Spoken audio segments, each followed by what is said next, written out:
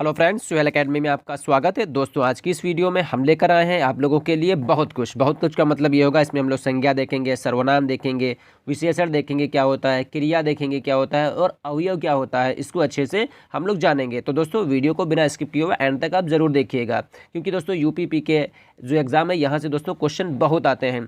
तो दोस्तों यहाँ से तो हम लोग इसको अच्छे से समझ लेंगे। उसके बाद दोस्तों हम लोग अपने जो सिलेबस है दोस्तों यूपीपी का, उसको अच्छे से कवर करने के बाद दोस्तों उसके तुरंत बाद हम लोग यहाँ पे प्रश्नोत्तर दोस्तों देखेंगे किस तरीके से ऑब्जेक्टिव क्वेश्चन आते हैं। तो दोस्तों यहाँ से सबसे पहले हम देखेंगे कि शब्द क्या होता है। तो स्वतंत्र रूप से प्रयुक्त होने पर शब्द, ये शब्द कहलाते हैं। ठीक है। पद क्या होता है, वाक्य के अंतर्गत प्रयुक्त होने पर जो शब्द होता है वो पद कहलाने लगता है। ठीक।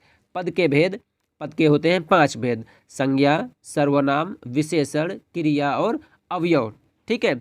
फिर दोस्तों यहाँ पर एक टेली बनी हुई है, इसको समझिए थोड़ा सा। यहाँ पर पद, यहाँ पर उसका लक्षण, यहाँ पर दोस्तों उसका एग्जाम्पल। जैसे संज्ञा, संज्ञा क्या होती है, तो नाम बताने वाले जो शब्द होते हैं उनको संज्ञा कहते हैं। जैसे मोहन, राधा, आगरा, लखनऊ, है ना, ये संज्ञा में आ जाते हैं। सर्वनाम, संज्ञा के बदले बोले जाने वाले जो शब्द होते हैं उनको सर्वनाम कहते हैं। जैसे मैं, आप, तुम, वह, ये, वो, है ना। विशेषण, तो संज्ञा या सर्वनाम की विशेषता बताने वाले शब्द, जैसे छोटा या बड़ा, गोरा या काला, है ना। फिर उसके बाद क्रिया, संज्ञा या सर्वनाम के संबंध में विधान करने वाले शब्द। विधान का दोस्तों अर्थ होता है काम करने का जो ढंग होता है, उसको विधान कहते हैं। इसमें आया गया, खाया पिया, ये क्रिया होती नहीं होती हैं। उसके बाद दोस्तों यहाँ पर नंबर 5 पर देखेंगे अवयव। ठीक। अवयव में दोस्तों हम लोग देखेंगे क्रिया विशेषण। ठीक। तो यहाँ पर क्रिया की विशेषता बताने वाले शब्द होते हैं। ठीक। जैसे भीतर और बाहर। क्रिया से नामार्थक शब्दों का संबंध जोड़ने वाले शब्द, जैसे आगे पीछे, है ना। उसके बाद समुच्चय बोधक, दो शब्द या वाक्यों को जोड़ने वाले शब्द। और इसलिए विस्मय आदि बोधक शब्द। केवल मनोविकार, विस्मय, आश्चर्य, हर्ष, शोक विकार होता है, ठीक है, उनको क्या होता है, विस्मय आदि बोधक शब्द कहते हैं। इसमें आह, वाह, अरे, कहाँ थे, ये सब चीज़ें हैं, ये विस्मय आदि बोधक शब्द में आती हैं। ठीक है। अब दोस्तों इसके बाद हम लोग आगे देखेंगे यहाँ पे कि संज्ञा क्या होती है। ठीक है। तो देखिए यहाँ पर दोस्तों संज्ञा का शाब्दिक अर्थ होता है नाम। ध्यान रखिएगा, कभी कभी एग्जाम में क्वेश्चन आता है कि संज्ञा का शाब्दिक अर्थ क्या है, तो शाब्दिक अर्थ हो जाएगा नाम, किसी का भी नाम होगा। तो किसी प्राणी, वस्तु, स्थान, भाव आदि का नाम ही क्या है, संज्ञा होती है। ठीक है। संज्ञा के दोस्तों प्रकार यहाँ पे, तो यहाँ से दोस्तों हो जाएगा व्युत्पत्ति के आधार पर संज्ञा 3 प्रकार की होती है। सबसे पहले रूढ़ होती है, यौगिक होती है और योग रूढ़ होती है। रूढ़ में कृष्ण और यमुना एग्जाम्पल के तौर पे, यौगिक में पनघट और पाठशाला, देखिए 2 शब्दों से मिलके बना है। और योगरूढ़ में होता है एक, दोनों शब्दों से कोई तीसरा अर्थ बन जाता है, उसको योगरूढ़ कहते हैं। ठीक है। यानी जलज यहाँ पर है, तो जल में जो चीज़ उत्पन्न होगी उसको जलज कह देते हैं। ठीक है। वो यहाँ पर योगरूढ़ शब्द हो जाते हैं। उसके बाद दोस्तों यहाँ से हम लोग देखते हैं कि अर्थ की दृष्टि से संज्ञा 5 प्रकार की होती है। इसमें व्यक्तिवाचक संज्ञा, जातिवाचक संज्ञा, द्रव्यवाचक संज्ञा, समूहवाचक संज्ञा और भाववाचक संज्ञा। ठीक दोस्तों, देखिए यहाँ से व्यक्तिवाचक किसी व्यक्ति का नाम, जातिवाचक किसी की जाति का, द्रव्यवाचक कोई पदार्थ वगैरह होगा, समूहवाचक कोई समूह होगा, ठीक है, भाववाचक कोई भाव वगैरह प्रकट होंगे। तो देखिए दोस्तों बहुत आसान इसको है, थोड़ा सा समझिए यहाँ से। ठीक है। फिर उसके बाद यहाँ पर आता है व्यक्तिवाचक संज्ञा है क्या, तो जो संख्या किसी व्यक्ति, स्थान या वस्तु का बोध कराती है उसे व्यक्तिवाचक संख्या कहते हैं। जैसे मोहन, गंगा, दिल्ली इत्यादि, ये व्यक्तिवाचक संज्ञा होती हैं। ठीक है। ध्यान रखिएगा दोस्तों, जो किसी व्यक्ति, स्थान या वस्तु का बोध कराती हैं उनको व्यक्तिवाचक संज्ञा कहते हैं। जैसे मोहन, गंगा, दिल्ली इत्यादि। ठीक है। उसके बाद हम लोग देखेंगे कि जातिवाचक संज्ञा क्या है। तो जातिवाचक संज्ञा है कि जो संज्ञा एक ही प्रकार की वस्तुओं का यानी पूरी जाति का बोध कराती है, ठीक है, उसे जातिवाचक संज्ञा कहते हैं। ठीक है। जैसे नदी, पर्वत, लड़की, तो सारी नदियां आ जाएंगी, सारे पर्वत आ जाएंगे, सारी लड़की जो है, जो होती हैं जाति, ठीक है, लड़कियों की, मतलब जो भी होगा, ठीक, वो सब इसमें शामिल हो जाएंगे। यानी सारी की सारी नदियां, सारे के सारे पर्वत, जितनी भी लड़कियां होंगी या लड़के होंगे, वो सब इसमें जो है शामिल हो जाएंगे। ठीक दोस्तों, यहाँ पर देखेंगे कि द्रव्यवाचक संज्ञा क्या है, तो जिस संज्ञा शब्द से उस सामग्री या पदार्थ का बोध होता है जिससे कोई वस्तु बनी हो। जैसे ठोस वस्तु पदार्थ, द्रव्य पदार्थ और गैसीय पदार्थ। तो ठोस पदार्थ क्या होता है, सोना, चांदी, तांबा, लोहा इत्यादि होते हैं। द्रव्य में होते हैं तेल, घी, दही, है ना। उसके बाद दोस्तों धुआं, गैसीय पदार्थ में धुआं और ऑक्सीजन इत्यादि को दोस्तों द्रव्य संज्ञा कहते हैं। ठीक। उसके बाद यहाँ से हम देखेंगे कि समूहवाचक संज्ञा क्या है, तो जो संज्ञा किसी एक व्यक्ति का वाचक ना होकर, देखिए एक व्यक्ति का वाचक ना होकर समूह या समुदाय का वाचक है, यानी समूह या समुदाय का बोध करा रहा हो, वो समूहवाचक संज्ञा हो। तो जैसे वर्ग, होते हैं नहीं होते हैं वर्ग, ठीक। उसके बाद टीम, पूरी टीम होती है, क्रिकेट की हो चाहे फुटबॉल की हो। वर्ग देखिए, चाहे वंचित वर्ग हो, चाहे मध्यम वर्ग हो, चाहे निर्धन वर्ग हो, चाहे उच्च वर्ग हो, ठीक है। सभा, तो सभा में कितने लोग शामिल होते हैं? बहुत से लोग। परिवार, परिवार में देखिए कितने लोगों से मिलकर बना है। सेना में बहुत से लोग होते हैं, पुलिस में दोस्तों बहुत से लोग होते हैं, ठीक। तो ये समूह के रूप में होती हैं, ध्यान रखिएगा दोस्तों। यहाँ से वर्ग हो जाएगा टीम, या अगर वो एग्जाम में क्वेश्चन पूछ रहा है कि सभा, सभा जो है क्या है, सभा में क्या है, ठीक। तो सभा जो है समूहवाचक संज्ञा हो जाएगी, ठीक है। उसके बाद भाववाचक संज्ञा में किसी भाव, गुण, दशा आदि का ज्ञान कराने वाले शब्द भाववाचक संज्ञा कहते हैं, जैसे क्रोध और मिठास इसमें आती है, ठीक है। यानी भाव यहाँ पर प्रदर्शित हो रहे हैं, उनको दोस्तों यहाँ पर क्या कहा गया, ये भाववाचक संज्ञा है। जैसे क्रोध हो जाएगा, मिठास हो जाएगी, कड़वाहट हो जाएगी, ठीक। ये चीज़ें इसमें शामिल हो जाएंगे, ठीक। आगे दोस्तों यहाँ से हम लोग देखेंगे कि लिंग क्या है। तो यहाँ से दोस्तों एग्जाम में बहुत से क्वेश्चन आपको बनते हैं, ठीक है। तो यहाँ से लिंग का अर्थ होता है दोस्तों चिन्ह, यानी जेंडर, है ना। लिंग का अर्थ होता है दोस्तों जेंडर, और जेंडर का दोस्तों यानी हिंदी में इसको हम लोग चिन्ह कहते हैं, यानी पहचान उससे होती है, ठीक है। तो लिंग का शाब्दिक अर्थ होता है दोस्तों चिन्ह, शब्द के जिस रूप में यह जाना जाए कि वर्णित वस्तु या व्यक्ति पुरुष जाति या स्त्री जाति का है, उसे लिंग कहते हैं, ठीक है। संज्ञा, सर्वनाम, विशेषण आदि शब्दों की जाति का दोस्तों इससे बोध होता है। हिंदी में दो ही लिंग है, ठीक। एक पुल्लिंग और दोस्ता हो जाएगा एक स्त्रीलिंग हो जाएगा, ठीक है। रूप के आधार पर दोस्तों पुल्लिंग में पुल्लिंग शब्द कौन कौन से? आकारांत, आकारांत शब्द प्रायः पुल्लिंग होते हैं, जैसे दोस्तों यहाँ पे राहुल, सूर्य, क्रोध, समुद्र, घोड़ा, कपड़ा, गुरुत्व, गौरव, शौर्य, बुढ़ापा, मोटापा, बचपन, पागलखाना इत्यादि। तो दोस्तों सबसे अच्छा इसमें पहचानने का भी आपको बता रहे हैं किस तरीके से इसमें पहचाना जाता है, ठीक है। उसके बाद स्त्रीलिंग शब्द देखिए दोस्तों क्या होता है। तो अकारांत, आकारांत शब्द यानी स्त्रीलिंग होते हैं, जैसे लता, रमा, ममता। इकारांत शब्द भी प्रायः स्त्रीलिंग ही होते हैं, जैसे रीति, तिथि, हानिया। अपवाद दोस्तों होता है जैसे कवि, दही, पानी, ये पुल्लिंग शब्द हैं, ठीक। तो दोस्तों इसमें क्या होता है, हम सबसे अच्छा इसको पहचानने का नहीं, स्त्रीलिंग और पुल्लिंग अगर है, आपसे पूछ रहा है कि इसमें कौन सा लिंग है, तो आप सबसे बढ़िया ये रहेगा कि आप इसको पढ़ लीजिए। जैसे राहुल अगर आ जाए कि राहुल में स्त्रीलिंग है या पुल्लिंग है, तो आप देखिए राहुल आ रहा है, ठीक है। राहुल किसी बच्चे एक लड़के का नाम।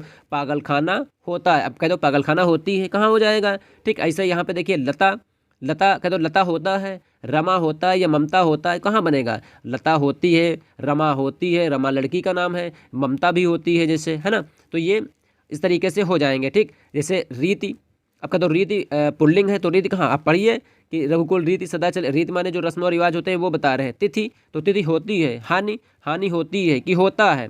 तो इस तरीके से दोस्तों आप इनको, सबसे अच्छा रहेगा आप इनको पढ़ लीजिए, और पढ़ने के बाद दोस्तों यहाँ से स्त्रीलिंग और पुल्लिंग की पहचान बहुत आसान हो जाती है। सबसे आसान दोस्तों ये होता है। अपवाद दोस्तों जैसे कवि, कवि होती थोड़ा ना, कवि होता है, कवि का हो जाएगा कवित्री, अगर कवित्री आ जाए तो ये स्त्रीलिंग हो जाएगा, है ना। तो उसके बाद दही, दही होता है, होती नहीं है। दूध होता है, दूध भी पुल्लिंग है, ठीक है, स्त्रीलिंग में। पानी, पानी, पानी होती है, पानी तो होता है ना, तो ये भी दोस्तों पुल्लिंग हो जाएगा, ठीक। आप पहचानिए, पढ़िए, और पढ़ने के बाद दोस्तों आसानी से इनकी पहचान हो जाती है, तो कोई कंफ्यूजन यहाँ से आपको नहीं होगी, ठीक है। उसके बाद दोस्तों यहाँ पर आगे आते हैं हम लोग।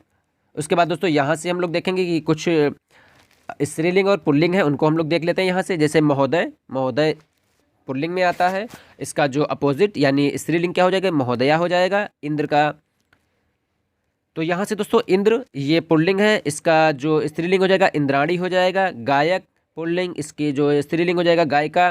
नायक का पुल्लिंग स्त्रीलिंग क्या हो जाएगा? नायिका। योगी पुल्लिंग है, इसका स्त्रीलिंग क्या हो जाएगा? योगिनी हो जाएगा। कुमार का दोस्तों कुमारी पुल्लिंग स्त्रीलिंग हो जाएगा। भाग्यवान का भाग्यवती, कहते हैं ना, अरे भाग्यवती कहाँ हो तुम, है ना। अभिनेता का दोस्तों ये अभिनेता पुल्लिंग है, इसका अभिनेता दोस्तों पुल्लिंग, इसका जो स्त्रीलिंग हो जाएगा वो अभिनेत्री होता है। नेता पुल्लिंग है, इसका जो स्त्रीलिंग होता है वो नेत्री होता है। पति का दोस्तों पत्नी हो जाता है, ठीक।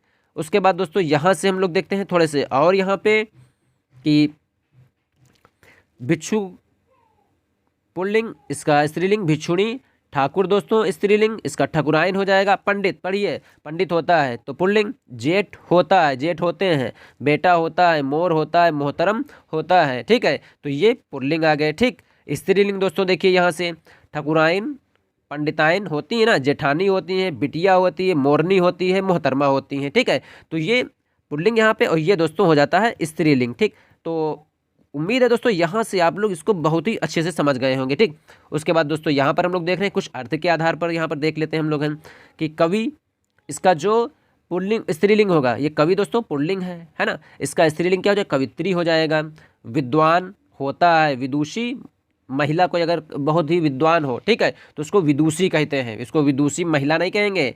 नेता का दोस्तों नेत्री जो है स्त्रीलिंग हो जाएगा। ठीक है, महान, जैसे होता है ना कि आपकी महान कृपा होगी, तो गलत है, आपकी महती कृपा होगी, कृपा होती है यहाँ पे। ठीक है, महान महान होती नहीं, महान होता है यहाँ पे। ठीक है, साधु होता है, इसका जो स्त्रीलिंग हो जाएगा साध्वी होगा। ठीक, ध्यान रखिएगा, लेखक पुल्लिंग और इसका जो स्त्रीलिंग होगा वो जाएगा लेखिका। ठीक है, जैसे दोस्तों यहाँ पर देखिए कुछ अशुद्ध वाक्य इस तरीके से आपको एग्जाम में मिलेंगे कि पहचानना होगा आपको कि अशुद्ध क्या है अशुद्ध क्या है। जैसे आ गया आपकी महान कृपा होगी, तो दोस्तों ये क्या है, महान होती नहीं महान होते हैं, है ना, तो ये अशुद्ध वाक्य है। तो इसका जो सही होगा शुद्ध वाक्य, तो आपकी महती कृपा होगी, है ना। हम लोग जब लिखते हैं ना सेवा में श्रीमान प्रधानाचार्य महोदय छुट्टी दीजिए, है ना, आपकी महान कृपा महती, तो महान नहीं महती कृपा आप लोग लिखा करिए। ठीक, ये एक विद्वान लेखिका है। ठीक, ये अशुद्ध है, इसका शुद्ध क्या होगा, ये एक विदुषी लेखिका है। ठीक, तो दोस्तों इसको अच्छे से पढ़िए समझिए, और यहाँ से जो एग्जाम में कभी कभी हम लोग एप्लीकेशन वगैरह लिखते हैं, वर्तनी कुछ हमारी होती हैं, तो वो यहाँ से मिसमैच गलत हो जाती हैं। ठीक है, तो इनको सुधार लीजिए यहाँ से। आगे दोस्तों यहाँ से होता है प्रयोग के आधार पर। देखो अच्छा लड़का, ठीक, अच्छी लड़की, तो लड़का क्या है पुल्लिंग हो जाएगा, लड़की क्या है स्त्रीलिंग हो जाएगा। राम की पुस्तक, राम का चाकू, तो पुस्तक क्या है स्त्रीलिंग पुस्तक है ना, और चाकू क्या है ये पुल्लिंग है। ठीक, पुस्तक होती है, चाकू होता है। राम ने रोटी खाई, रोटी स्त्रीलिंग हो गया, क्रिया क्या है स्त्रीलिंग हो गई। राम ने रोटी खाई, रोटी भी क्या है स्त्रीलिंग, और खाई भी क्या है, ये भी क्रिया है ना, ये खाई क्रिया हुई, तो ये भी स्त्रीलिंग हो गई यहाँ पे। राम ने आम खाया, ठीक, तो आम क्या है आम होता है पुल्लिंग, क्रिया क्या थी खाया है, तो खाया क्या होता है क्रिया हो जाए इसकी पुल्लिंग। ठीक है, तो ये भी इसको प्रयोग के आधार पर यहाँ से हो जाएगा। ठीक, यहाँ से दोस्तों हम लोगों ने यहाँ जान लिया कि किस तरीके से प्रयोग के आधार पर और उसके बाद अर्थ के आधार पर। यहाँ से दोस्तों आते हैं वचन यानी नंबर, एक वचन बहुवचन, बहुत आसान यहाँ से।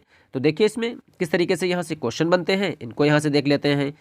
घोड़ा, घोड़े, लड़का, लड़के, गधा, गधे, नदी, नदियाँ, माता, माताएं, और उसके बाद दोस्तों कुछ शब्द सदैव बहुवचन में ही प्रयुक्त होते हैं, उनको देख लेते हैं। जैसे प्राण, जैसे कहते हैं मेरे प्राण छटपटाने लगे, ठीक, तो प्राण क्या है ये बहुवचन में पहुंचेगा, ये ध्यान रखिएगा। दर्शन, मैंने आपके दर्शन कर लिए, मैंने आपका दर्शन कर लिया, मैंने आपके दर्शन कर लिए होता है शुद्ध बनेगा। आंसू, आंखों से आंसू निकल पड़े, तो आंसू निकलते नहीं निकलते हैं। बाल, मैंने बाल कटा दिए, ठीक। होश, शेर को देखते ही मेरे होश उड़ गए, होश उड़ गया नहीं होता, होश उड़ गए। हस्ताक्षर, मैंने कागज पर हस्ताक्षर कर दिए। तो दोस्तों ये जो शब्द होंगे ये हमेशा आपको बहुवचन में ही देखने को मिलते हैं। उसके बाद दोस्तों कुछ शब्द ऐसे होते हैं जो हमेशा एक वचन में ही होते हैं, जैसे माल, माल लुट गया, ठीक है। जनता, जनता भूल गई, ठीक है। सामान, सामान खो गया। सामग्री, हवन सामग्री जल गई। सोना, सोना का भाव कम हो गया। तो दोस्तों ये एक वचन में होते हैं, ठीक है।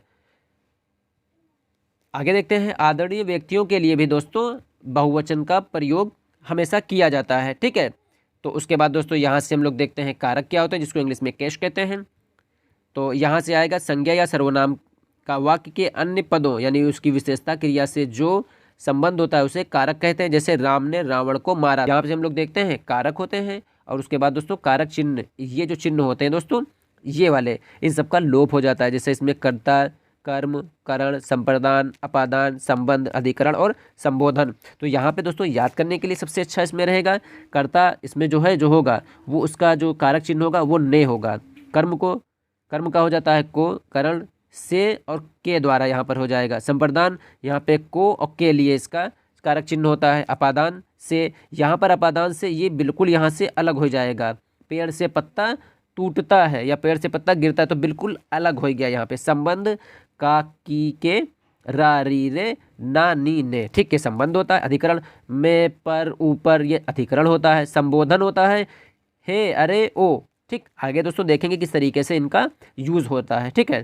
तो इनको याद करने के लिए सबसे अच्छा यही रहेगा, आप ऐसे याद करिए। कर्ता ने कर्म को करण से के द्वारा, संप्रदान के लिए को देना अर्थ में, ठीक है। अपादान से बिल्कुल अलग। संबंध, का, की, के, रा, री, रे, नानी, ने, ठीक। अधिकरण, मैं, पर, फिर संबोधन हे, अरे ओ। इसको दोस्तों इस तरीके से याद कर लीजिएगा तो आपके लिए बहुत ही आसानी हो जाएगी। ठीक है,